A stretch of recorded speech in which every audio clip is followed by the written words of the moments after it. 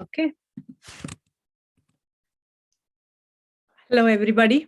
I'm Sudha Jamthe, and this is episode 22 of Sudha Live, our happy place on Friday, where we talk about AI opportunities, analyze the latest in the AI space, and I'm bringing a surprise guest these days for the third time in a row. And here I am. Happy Halloween, everybody, at least in US who are celebrating Halloween.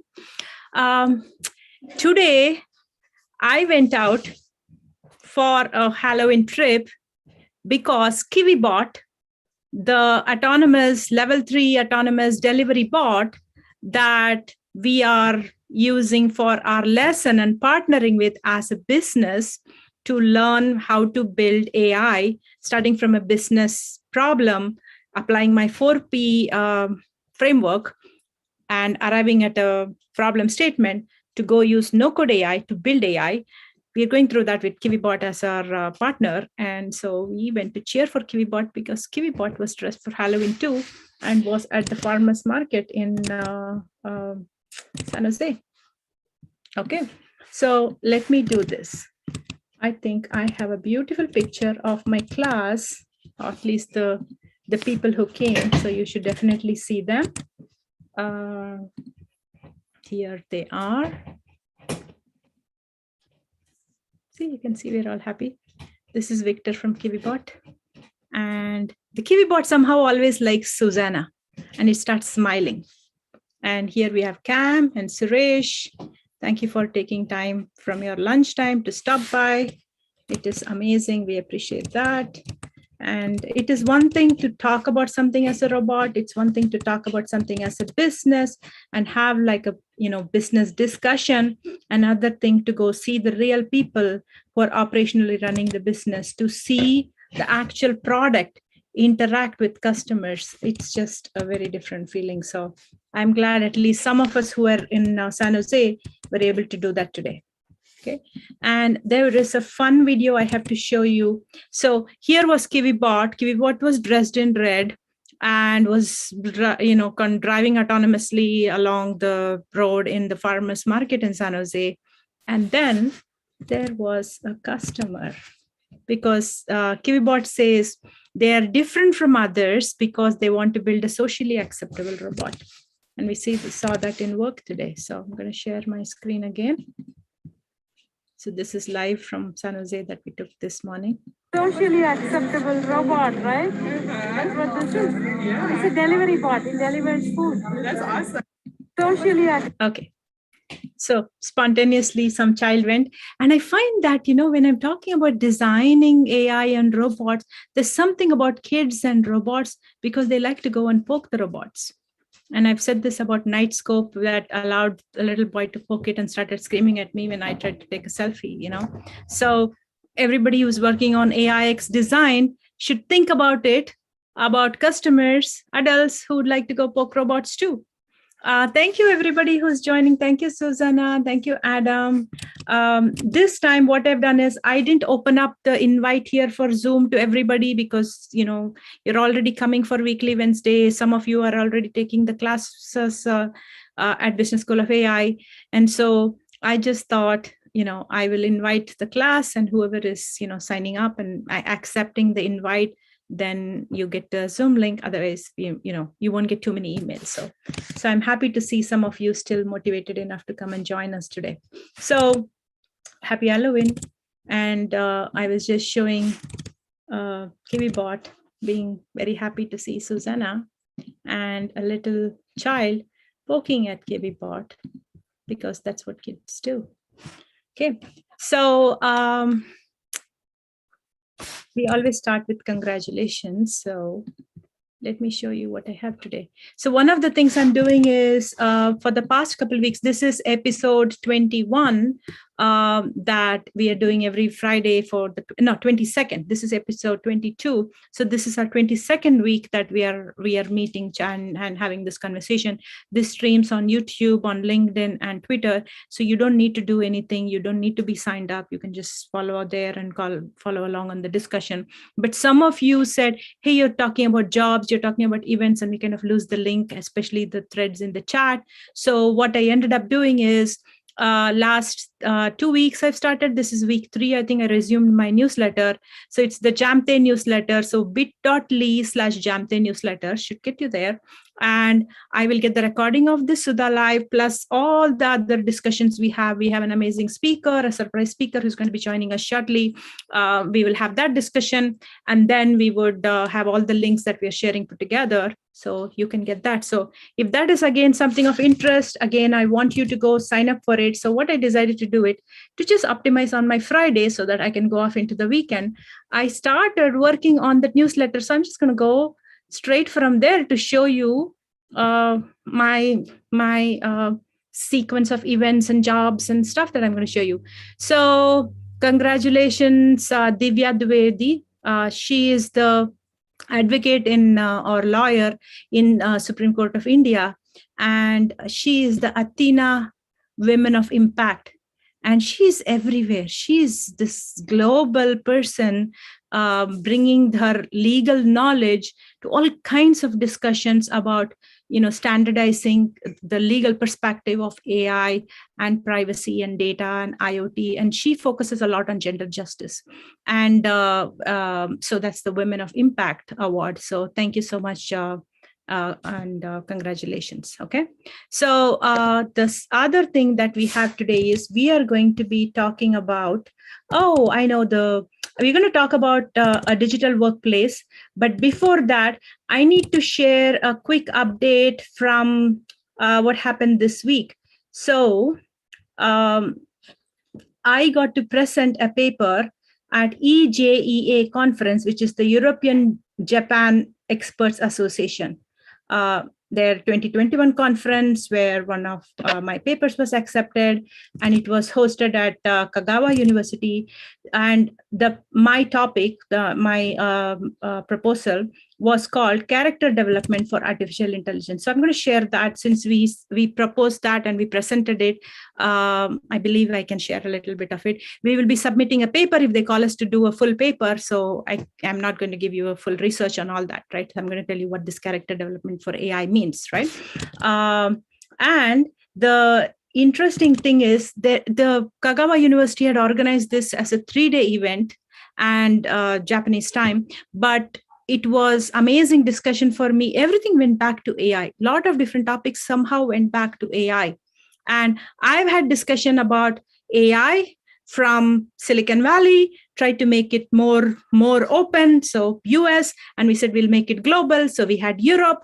And then we said, hey, this is not enough if it's just the Western world. So we'll include the global South. So we have people from North America, from Europe, and from Brazil, from Africa. We have people from Nigeria. But I had not had a discussion about this from somebody from Japan. And it was a very different perspective. So there was this Gandhian philosophy of how we've building AI, which came from, a Japanese person, which was very intriguing for me. So one of the things that was called out was AI is built in English in the Western world. Does that put anybody who's not speaking English at a disadvantage? So the obvious thing to think of is, hey, translation is all done for 7 or so Western languages. And so all our Google Translate or any of the translation engines are not going to be talking the 7th most spoken language in the world, which is Hausa. And one of my students, Aisha Tukwadape, is working on that. So as we get more people involved, they can get the translation. But I'm not talking about translation. This discussion was, since the programming languages are in English, does that give the English-speaking person anywhere in the world an advantage over somebody who's not speaking English? That was the discussion. So my answer to that is that could have been the case with technology in general, because all programming is in English. But With AI is not built using programming. AI is built with data. Yes, we need some platforms to build AI. That could be built by an English-speaking population or some technology companies. Maybe you'll get it from China, maybe you'll get it from US or somewhere else. But the real AI that solves business problem for you is going to be trained by data. So your local problem, your local data, your business acumen, and that knowledge, your culture, what you're going to bring is what is going to train the AI. And that cannot be replaced by anybody else sitting in Silicon Valley or anywhere else in the world. So I want you to remember that. And as you're hearing this, I want you to come back and talk to me. If you think that this is kind of, too optimistic and not realistic, talk to me. I want to hear it. And I want to see how we can make this work, because AI is going to be this global thing and it's everywhere and pervasive. So it cannot be built by any one person or one group of people or one country for that matter. Okay, so quickly, let me show you the character development paper that I was talking about. And then I am going to introduce our guest. Okay, so I'll tell you what the concept of character development, and instead of me telling, why don't we hear it from an AI? Okay. Let me get the presentation mode. I'm not going to present the whole thing. I'm just going to give you a little snippet.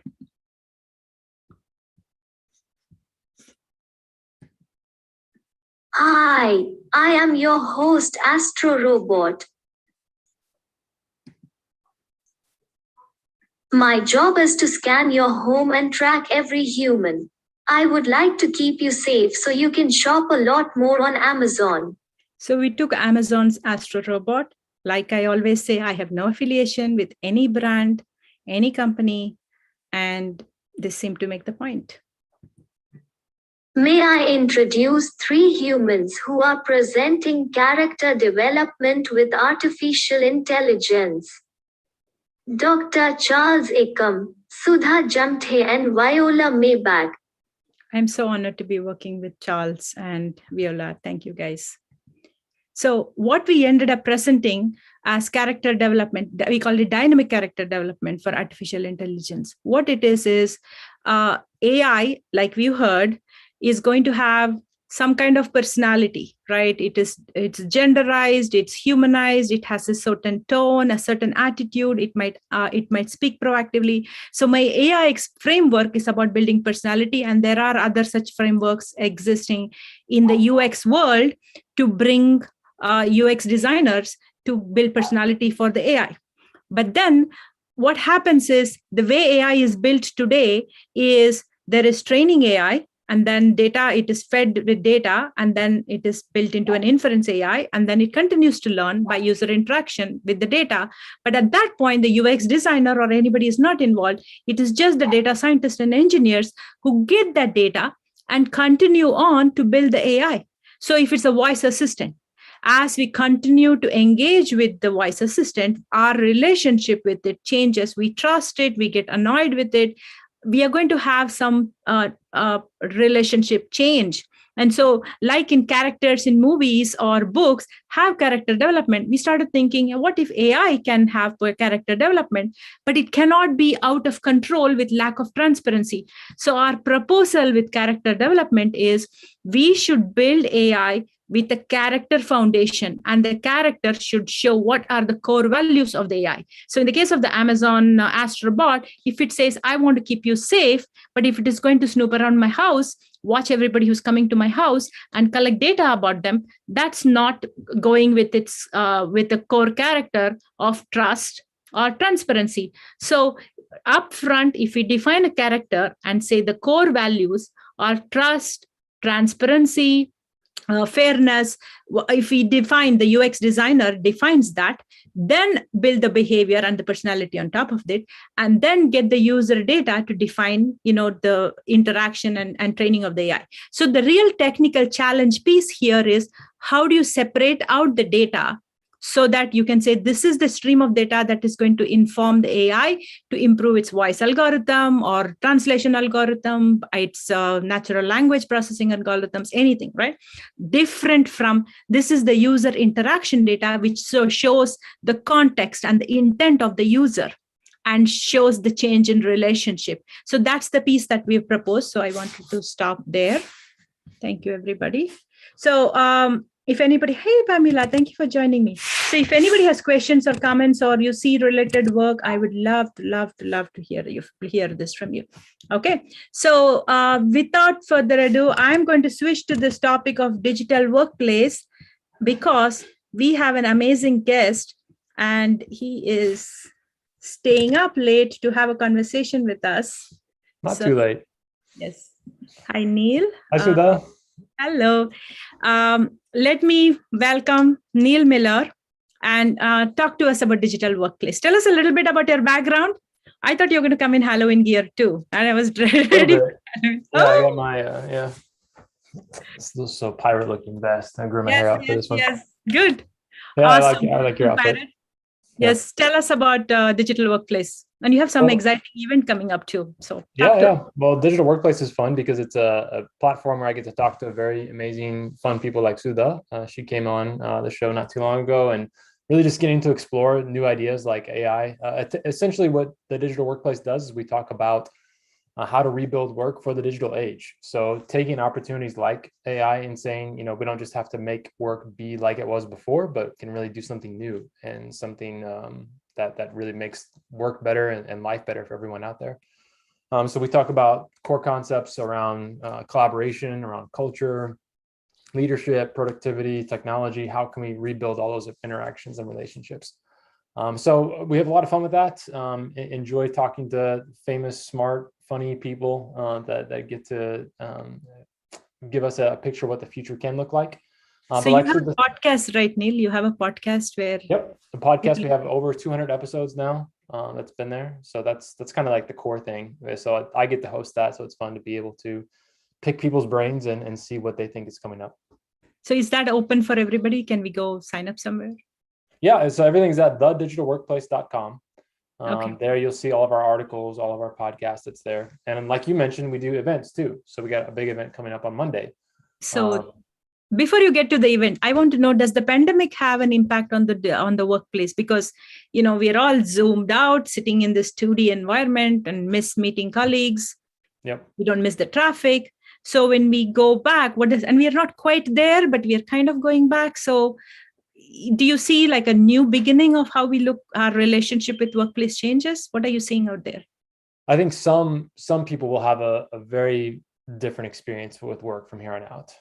But I don't think the majority will. I think the majority will have kind of like this little honeymoon period, and then most will be forced back to work by managers and other leaders who feel like they need to go back to the old ways to say like, hey, this isn't working for me, because they're in the office all the time. They want to see people. They have low trust. They have everything's kind of built around that type of thing. So I think overall, it's going to be, everyone's going to have like a little bit more flexibility than they used to have, perhaps.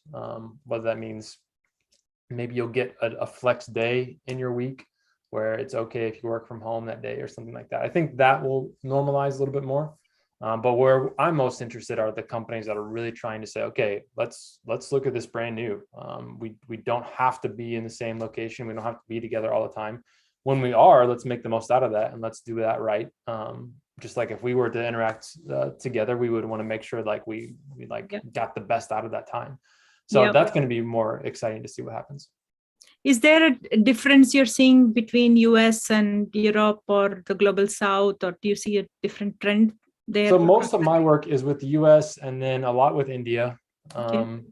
So that's kind of the two places I know the best. In the US, I feel like collectively, we talked about the great resignation that's going on now. So we are seeing a lot more people that are really interested and have seen what remote work can be. And that's a very attractive thing to them. You see, especially a lot of women who have been kind of confined to a certain role. And now they realize, wow, I could work for anyone and I could do all sorts of work, and it doesn't have to be restricted to a certain time or a certain place. So that's really exciting to see. Some of the companies I interact with in India were initially quick to embrace the remote work ideas, but I think the culture there is much more like, your colleagues are your friends, are your family, or everyone else. And so it's a little bit more difficult for them to kind of break a lot of those barriers and say, no, let's just keep this work related and don't get into each other's personal life. Yeah. So that's something I noticed there. But overall, you see a lot of people doing things. I mean, anywhere where there's a major metro, where there's over urbanization problems, commute problems are a problem, that this has got to be a good solution. Yeah. So what is the top challenge for employers with all that? The top challenge is to be able to say something beyond just, hey, we're going to do hybrid. Because I think a lot of companies are saying, don't worry, we'll do hybrid, we'll be fine. Which is, they're trying to say, like, we'll figure this out as we go. We'll try to take the best of both things. But that can be done. I feel like there is an option to do that. But to do that takes a really high level of sophistication when it comes to how you put together your processes, how you put together your collaboration means. If you have all of your like core leaders are in the office all the time, but everyone else can be outside, then that's a challenge. So I think the challenge for leaders and for companies in general is to say, okay, if we're going to do this, let's do it right. And let's think about it and let's plan it. Are we going to be a remote first organization? Are we going to be an office first organization? And then really just embrace that and find the best path for it. Yeah. It's very fascinating because it became like a byproduct of the pandemic. Yeah. I remember I had written about autonomous vehicles, and I used to say how autonomous vehicles are in conflict with buildings because it makes us go from building to building. Yeah. And what if that becomes the office in the future? Yeah. And after staying home and remote with the pandemic, I'm like, I want to go out. So today we went, my classes are online at Business School of AI, but we found a reason to go out. Yeah. And meet KiwiBot and go meet the company people and, interact with each other. So, I think we are social animals, That's going to be a very interesting thing once, if people are working from home more often, like what are the things that do pull them out of the house? Like, I mean, I've worked from home for about 5 or 6 years now. And there's some days when I like feel a little antsy or like my mood's a little down. And I realize I haven't left the house in 2 days. Like I need to get out and do something. And to also like not put all that pressure just on my work colleagues to say, I need to have a life outside of that too. So I need to have social friends here that I see, family that I see here, and that I fill those needs in, but then let work kind of be work and what it is. So figuring out how we're going to navigate that is going to be interesting to see in the future. Yeah. It's exciting because, one of the things that came as a byproduct of COVID is that a lot of things got digitized faster. Where there was resistance to change in adopting technology, it happened faster. So tell us about your digital workplace. So what is digital workplace? And then tell me about the event. Yeah. So, I mean, anytime we talk about, there's like the digital workplace, the phenomenon, like we're talking about right now of like, oh, wow, we're doing a lot more digitally. We don't have to be in the same place, same time to do all these things. When we talk about like, sometimes we talk about digital workplace as a product even, which is more like a tool that your whole team can use to manage all types of work. Because mostly if you think about a work tool, you're thinking about maybe like Slack comes to your mind first, but really that's just like a chat collaboration type tool. Or maybe you think, no, it's more like a project management, like a Monday or Asana or Trello or something like that.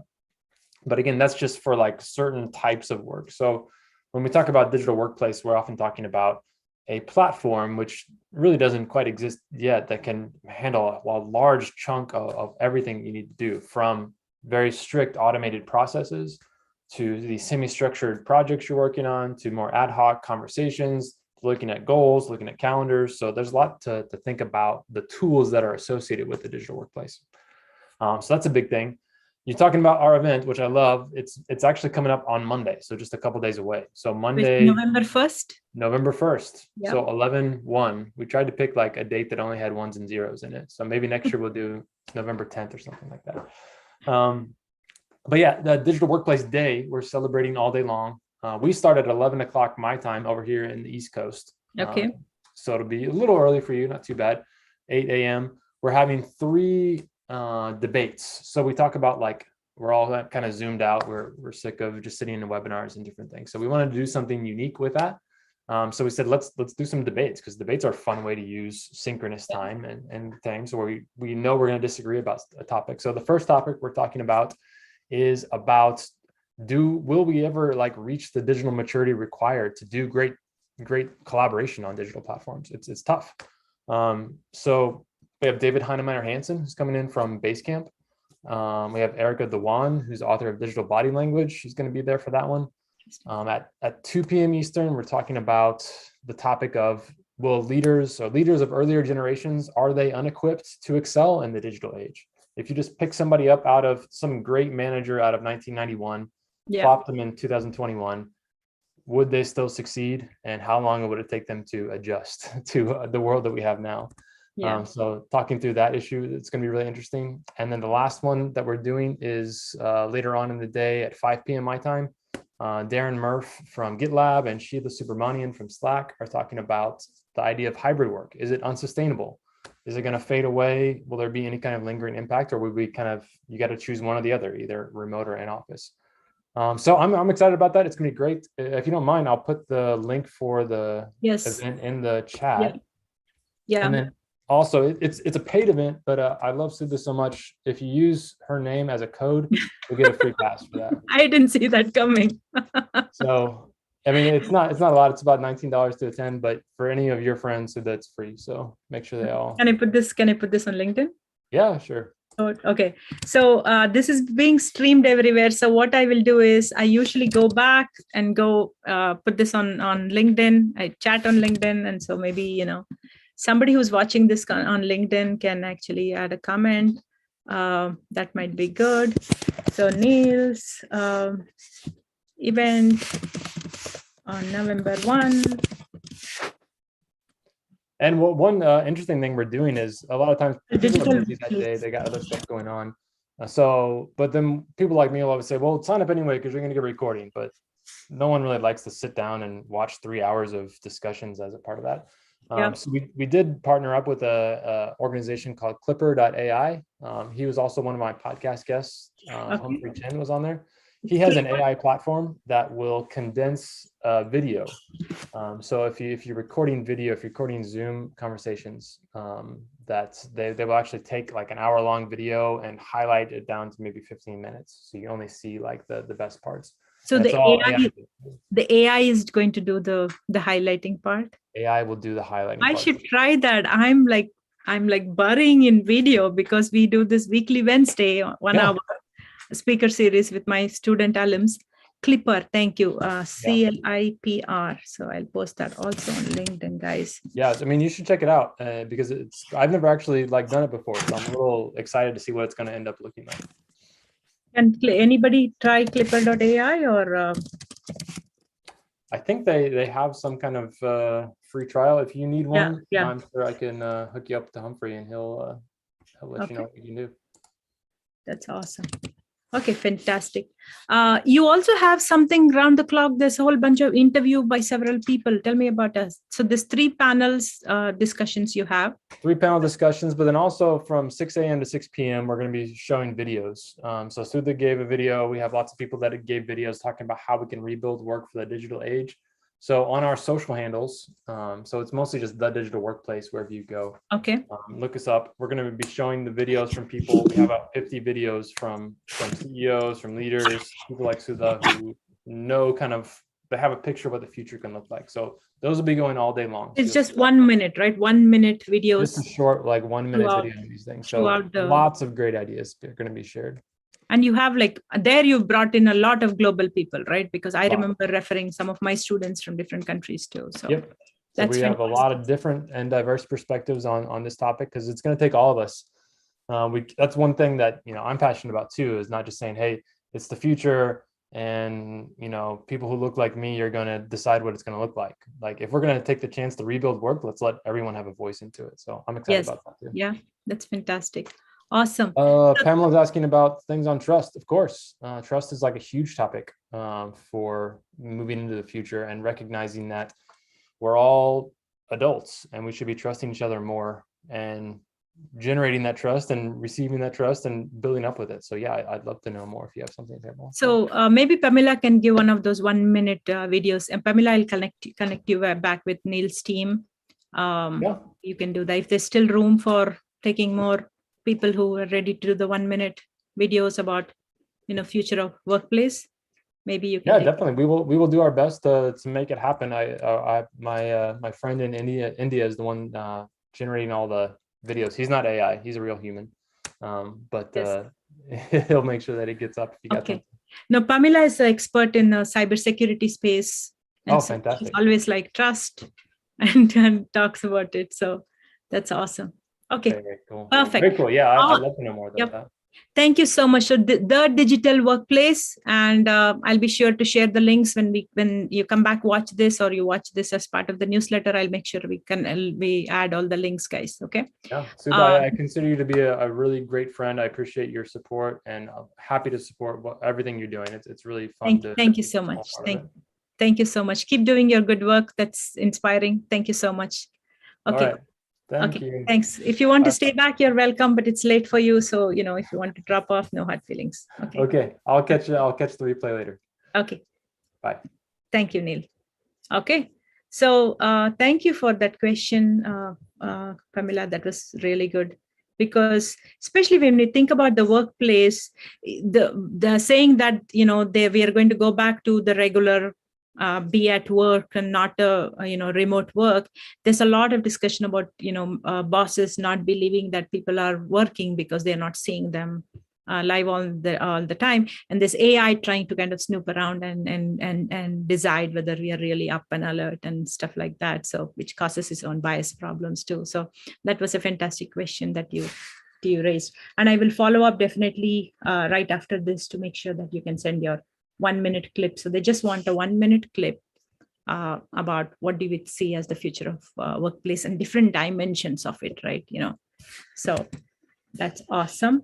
And I'm trying to keep this totally to 45 minutes, which means I have less than 15 minutes to wrap this up, guys. So let me see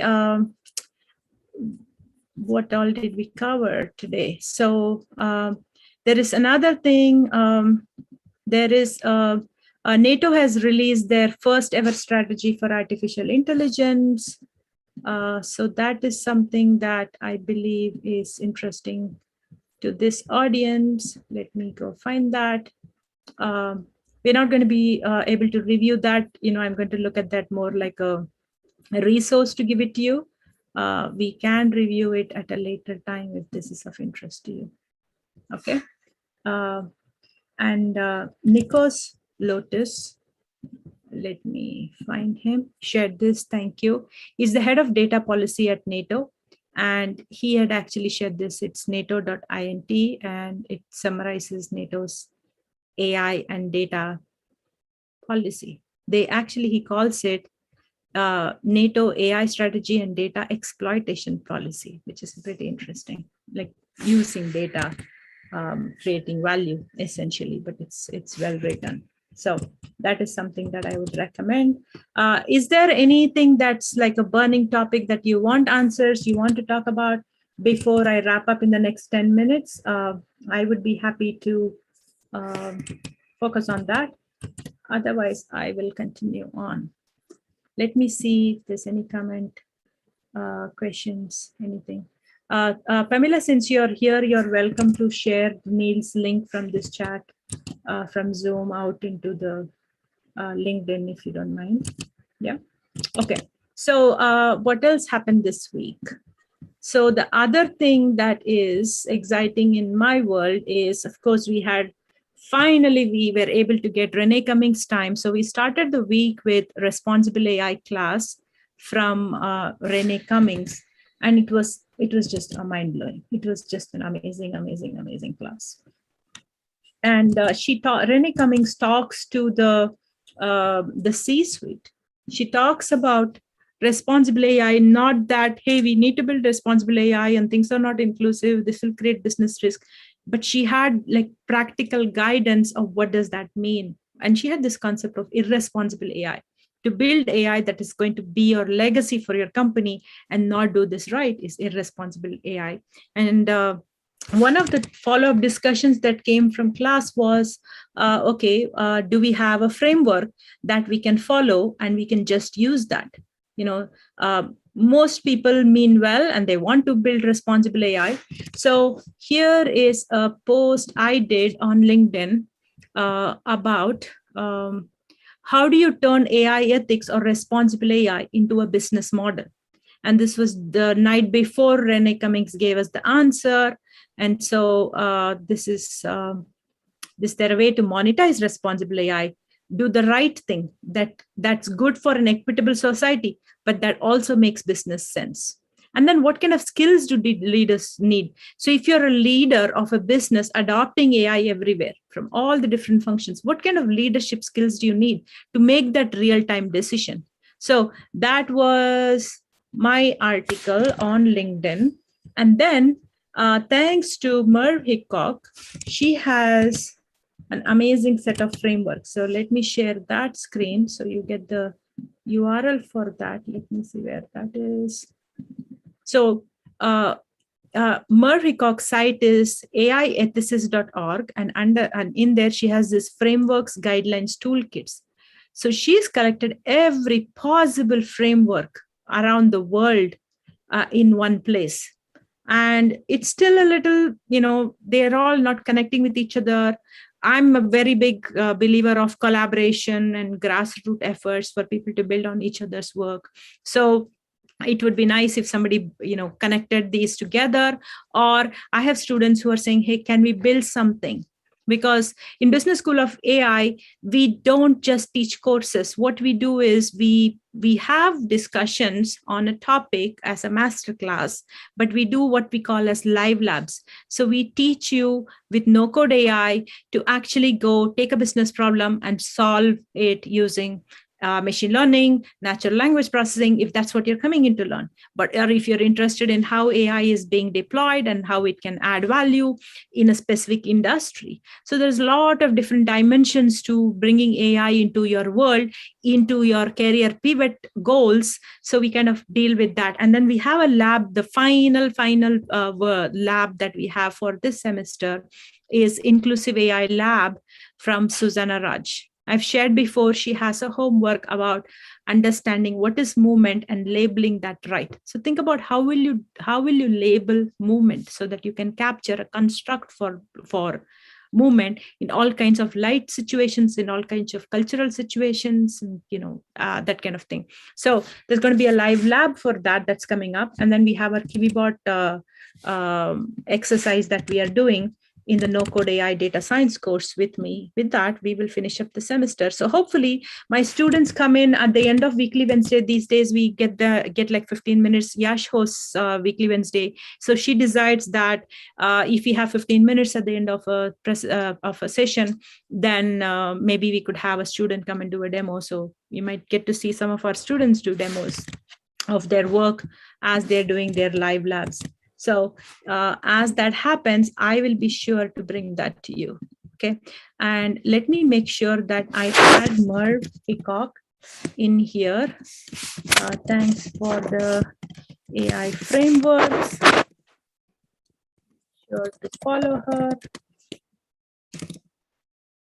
Okay. So now it allowed me to, it's not allowing me to post a comment for some reason. So while I'm live, so I'll come back and fix this, guys.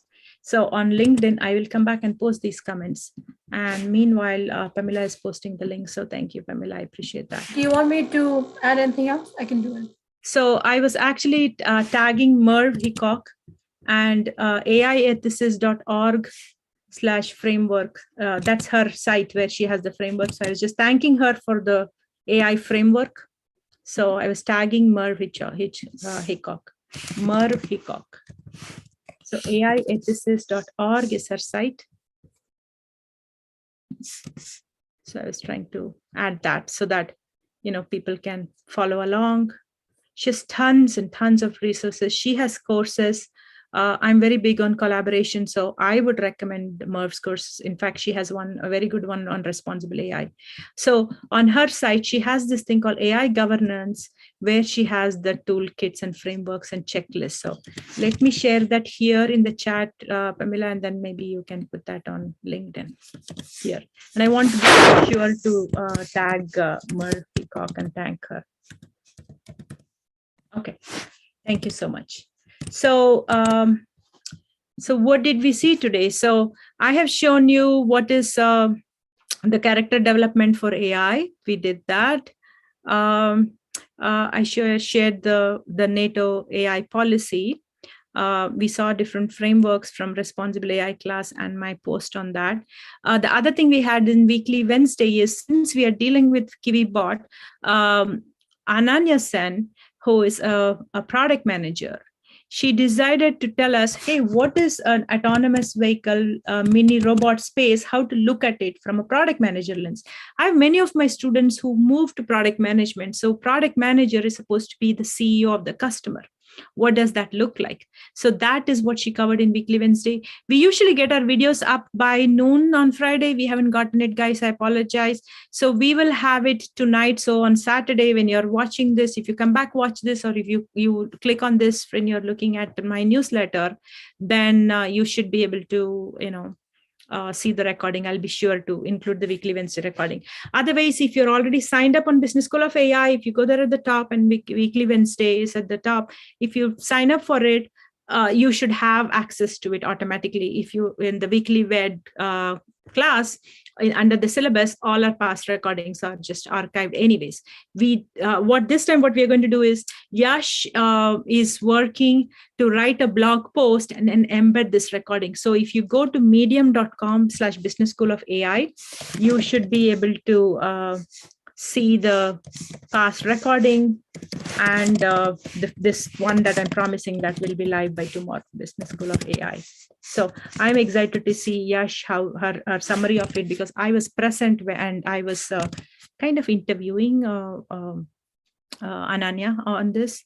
Yes, thank you so much. Yes, thank you so much, Pamela. And then if somebody just wants my newsletter, it is called bit.ly/Jamthe newsletter. So it is going to have this recording from every Friday, plus all the links of jobs, events, and the interview of the surprise speaker on a topic that we would cover each week. So any resources that we share here will all be in there, right? So Pamela, you were asking me to mention this. I want to give you the airtime to say that if you want to do that yourself. I'm just going to pin you here. Do you want to talk about the cybersecurity, privacy, ethics, risk, and governance? NEACS? Yes. Talk to us about it. Okay. Tell us what this is. Okay. I mean, tell us who you are, because I keep saying she's cybersecurity expert, but give me your 30-second pitch, who you are.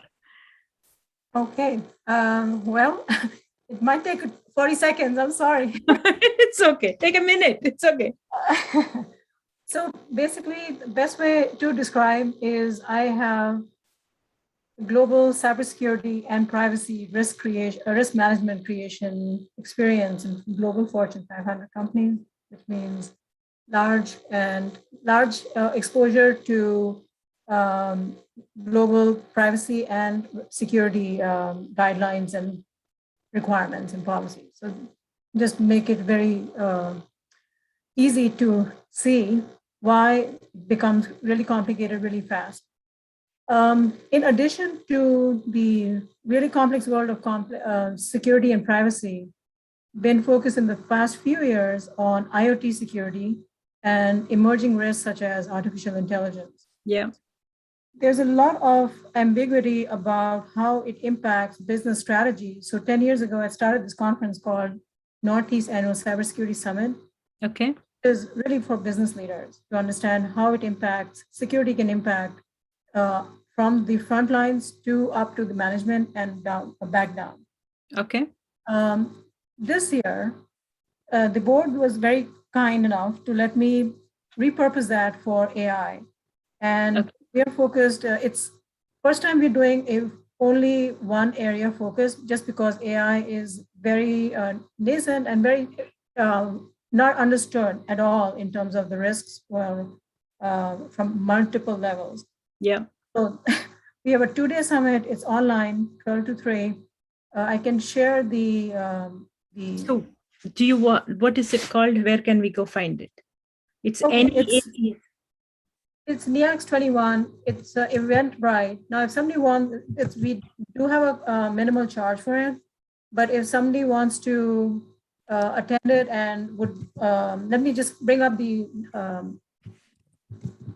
program really quick so you can see what the topics are. Because this is not I would say this is a conference I would like to attend. That's what the purpose of this conference is. If you're an professional and you want to know where are the risks, what do I do about them, then this is where you want to kind of just cut to the chase and get to the. So let me share the. I've shared the actually link to Eventbrite. Oh, where is the link? I just gave you permission. It's in the Zoom call. It's in the Zoom thing. Let me see. I'll paste it in this one as well. I didn't want to put it in LinkedIn without asking you, so I didn't. No, that's all right. I actually made you a co-host if you want to just show the screen and show the URL to people. Okay. That's okay. Yep. So we are reaching the last few minutes of our session, and thank you, Pamela, for coming in and sharing your exciting event. I'll be sure to include this in the newsletter too, bit.ly/Jamthe newsletter. And we have a bunch of jobs. I don't want to just read out the jobs. So it's there. It's going to be included in the newsletter. So you will find all that in one place. So hope you're able to share the screen and tell us what the conference is about. Thank you. So it is Eventbrite. If you can see it. Yeah, we'll share this link also. Okay, so this is it's focused on privacy, ethics, risk, and governance. Okay. And we'll have 6 sessions on the first day and 6 on the next. Okay. In essence, the core areas are on this link. And day 1, I'll just go. It's all right. Yeah, go for it. Yep. So first, I'm going to do a welcome keynote on why trust and ethics and why do we need it in the world of business. As you know, I founded the WISE's Trusted AI affiliate, Sudha, and we do a lot of publishing and a lot of events there. Okay. But this is more for a business audience. Okay. Yeah. Anybody who's a business leader who wants to understand what does cybersecurity means or trust and privacy means as a business risk, how to manage it, even understand the scope of it, understand the technologies and future options that's evolving from it. Is that right? Yes. And also, you may recognize the next speaker. I see Menon. Menon. Yes. Yes, I'm a big fan of Menon. So she's talking about synthetic media. She's an expert on the topic. Yes. And I met her on your show. So on your Weekly Wed. Weekly Wed, yes. So, okay. So we're going to talk about, and I've done a blog on how it is changing our perception and reality, which is something really important for IoT and smart cities as well. Yeah. That's for communities. How do you trust what you're getting deployed, for example? Yeah. So huge the deep topics. Yeah. Right. Then we're going to focus 3 sessions on conversational AI in healthcare and governance. This is from WEF. They're going to present on the framework they created. Yeah. Governance in healthcare. So this is all on November 4th. And how long is this conference? November 5th, 4th, 5th? It's for 2 days from 12 to 3 Eastern time. And each session is only half an hour. Okay. It's only 3 hours online. Awesome. For you guys. And what is the cost of the conference? Because Eventbrite usually says $50 to $100. It's not $100. Right. So it's 50 days each day if you're a member of WISE's or a member of, and I can give you a break on that one because I founded the AI affiliate. Yeah. So if you want to join, there's no cost to join our affiliate. That's the only, I guess, the gotcha for WISE's, because if you join WISE's, $100 a year. Trusted AI there's no cost to join that. If you join our group, it's can be reduced in half for each day. Okay, awesome. So I'll be sure. So people who are watching this can obviously see it's the eventbrite.com/e. How did you pronounce this? NIAX. Okay, yeah, it's NIAX, not NIAX AI 21. Okay, awesome. Thank you so much. And I'll be sure to share this link and any details of the deal and stuff that you're giving. I will make sure that we'll include that in the newsletter. Thank you so much, Pamela. I really appreciate that. So with that, I want to share 2 more events and then I want to wrap up because I promised to finish this in 45 minutes. So thank you so much, Pamela. I really appreciate it. Okay. So 2 other events that we have is, I already said amazing things about Renee Cummings. I can't, stop this more. She has on November 5th, she has a event series where she'll discuss ethical AI and advancing social justice in biomedical research through data activism. And then on November 10th, Stanford HAI has their fall conference, and they are coming with 4 radical proposals for a better society. So that is another one that I want to share the URL for that, since it's another Eventbrite link, so it might be better if you just see it directly, right? So let me find that here. So if you're looking at it, I will be sure to share the link, but if you're just watching the video, then you can capture that, and of course you can Google it and find it also. Okay, so this is the HAI. If you follow Stanford HAI, I think you can get all their Eventbrite link also. Okay, so the final one that I have for you today, let me find that, is Alexandra Sonsino. She is such a creative designer, and she did this session called Repairable by Design. And by popular demand, she's coming back to do another one on December 3rd. So you should look out for that. Repairable by Design by Alexandra Sonsino. So with that, I'm going to wrap up. Thank you, everybody. Thank you for my students who made today fun and, with our KiwiBot trip. And thank you, everybody, for sharing all the different jobs and events and resources with me. I really, really appreciate this. So bit.ly/Jamthe newsletter is where you'll get this recording and all the different links.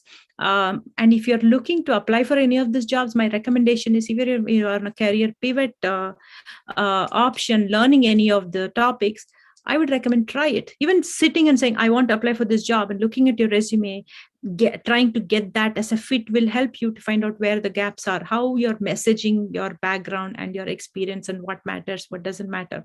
And talk to me. I like to help my students. So if you're looking at any of the jobs that I'm sharing, just make sure that you can ping me. I will give you feedback. I'll help you, guide you on the process. With that, I'm going to wrap up. And there's tons more job from Rebecca Tweed. So don't stop forget that, because I am collecting a bunch of jobs from various sources that are coming to me. But Rebecca Tweed maintains all kinds of AI ethics jobs. So if you're specifically looking at AI ethics, be sure to follow Rebecca Tweed. And she's not just like giving a big list of jobs. These days, she's calling out a set of jobs and posting them, a couple of them per day. So you can see similar kind of jobs grouped together. And so follow Rebecca Tweed. So with that, I'm going to wrap up. Thank you, everybody. And hope I will see you at Neil's the digital workplace conference. Otherwise, I'll see you at Weekly Wed next Wednesday. And we have an amazing speaker who has just defended her PhD, and she's going to come talk to us. So you'll find out very soon who it is. And with that, I'm going to wrap up. Have a wonderful weekend and stay safe. And happy Halloween to everybody who's celebrating here from US. Okay, bye, everybody. I'm going to stop the recording. Then I'm going to stop the